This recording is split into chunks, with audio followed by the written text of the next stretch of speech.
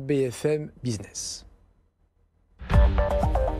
Tech Co, le grand live du numérique sur BFM Business.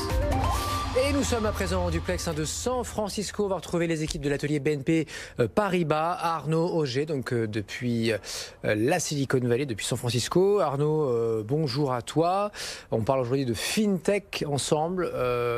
C'est évidemment ces startups qui s'adressent au monde de la finance, l'assurance, la banque.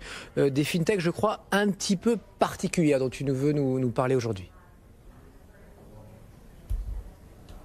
Oui, je vais vous parler des fintech pour les enfants. Alors ça peut surprendre, mais faut savoir que l'application payante la plus téléchargée aux États-Unis dans la catégorie finance, c'est une application pour gérer l'argent de poche de ses enfants et notamment les rétribuer quand ils vont faire une tâche ménagère, sortir les poubelles, leur offrir un dollar à chaque fois. Donc on voit finalement là que il y a un potentiel pour ces fintech qui vont servir les enfants, et ce qui est assez logique finalement parce que les parents d'aujourd'hui sont des millennials qui peuvent aussi des geeks, donc ils peuvent aussi vouloir digitaliser les finances avec leurs enfants. Bon, est-ce que tu as un premier exemple à nous donner ce soir ? Oui, alors un premier exemple qui est assez drôle, c'est le cochon tirelire connecté, le cochon tirelire 2.0 intelligent. Donc c'est un petit cochon tirelire qui ressemble à un jouet, mais qui est surtout connecté à une application. Donc les parents et l'enfant peuvent avoir un compte.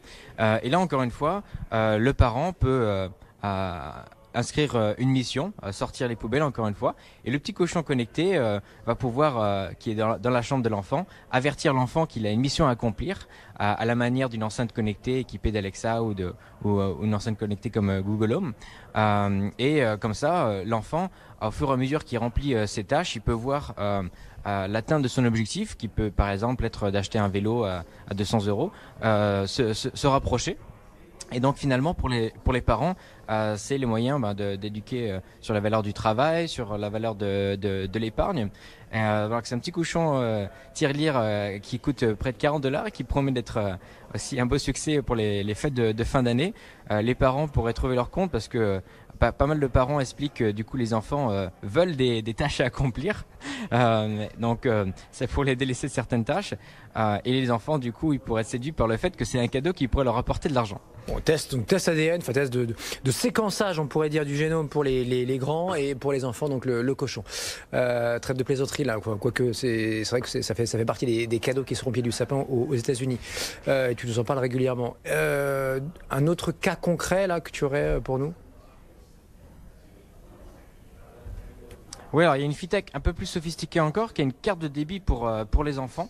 Qui est rattaché au compte du parent, mais l'enfant a sa propre carte avec son nom, ce qui fait qu'il peut être responsabilisé quand il passe en caisse. C'est lui qui passe avec sa carte.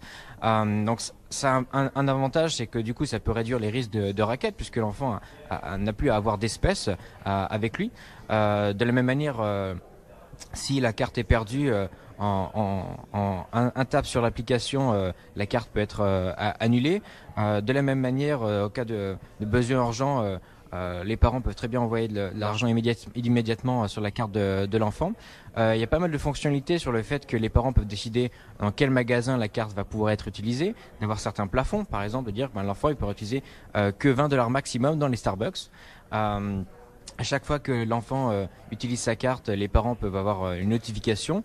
Il y a même une fonctionnalité que la startup met en avant dans sa vidéo de présentation, où une jeune adolescente va du coup s'acheter une robe et elle va demander l'autorisation de la transaction à ses parents, d'envoyer une photo de la robe et le prix pour que les parents puissent approuver. Donc voilà, c'est vraiment dans la logique finalement de responsabiliser l'enfant. Et finalement, plutôt que d'avoir à chaque fois l'enfant qui demande aux parents est-ce que tu peux m'acheter ça, est-ce que tu peux m'acheter ça, là les parents peuvent retourner la question, est-ce que tu peux t'acheter ça avec du coup ton propre compte, parce qu'il y a même une fonctionnalité que je trouve extrêmement intéressante, c'est que les parents peuvent mettre en place un compte d'épargne un peu boosté avec un taux d'intérêt par exemple de 15%, pour que les enfants puissent vraiment voir l'impact de ce qu'on appelle les intérêts composés, de voir que l'intérêt de faire fructifier son argent en le plaçant, de pas tout dépenser tout de suite. Voilà, finalement c'est un service qui coûte 5 $ par famille. Il y a près de 100 000 familles aux États-Unis qui ont déjà été séduites. Il y a près de 300% de croissance sur l'utilisation en 6 mois. Et la start-up a notamment levé 27 millions de dollars y compris auprès d'Alexa Fund, le fonds d'investissement d'Amazon.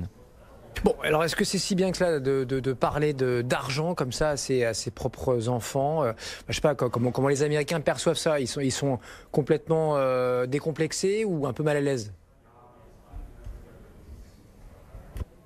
C'est vrai que du coup, le sujet de l'argent est un peu moins tabou qu'en France, mais il y a même un article du Wall Street Journal qui expliquait que justement, il fallait pas avoir de tabou par rapport à l'argent et qu'au contraire, les experts s'accordaient qu'il fallait parler le plus tôt possible d'argent aux enfants et assez régulièrement, que ce soit un sujet vraiment ouvert.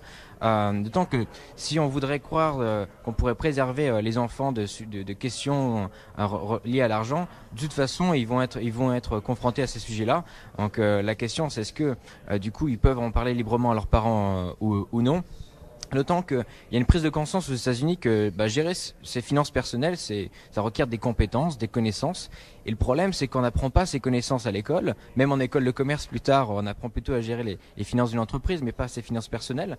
Et finalement, c'est les parents qui sont les seuls pourvoyeurs d'éducation financière. Donc les parents prennent conscience de ce devoir-là. Finalement, ça fait partie aussi de leur devoir. On parle même en anglais de financial literacy, donc littéralement d'alphabétisation financière. Et voilà, de la même manière qu'on apprend à lire et écrire, il faut savoir aussi gérer son argent. Et finalement, ces fintechs-là, sans poser le stress financier à leurs enfants, ça propose un cadre sécurisé, mais aussi pratique, concret. Les enfants apprennent concrètement en utilisant, et aussi de manière assez ludique. Donc je pense qu'en effet, voilà, ces fintech pour les enfants sont aussi de certaine manière des edtech, donc des startups de l'éducation. Et je trouve voilà que c'est plutôt intéressant. En tout cas, les Américains sont plutôt friands de ce type de solution. Merci beaucoup Arnaud Auger, on est ravi de t'avoir donc régulièrement les équipes de l'atelier avec nous sur BFM Business en Tech & Co. Cette fenêtre, il n'y a pas que la côte est, que New York ou Washington.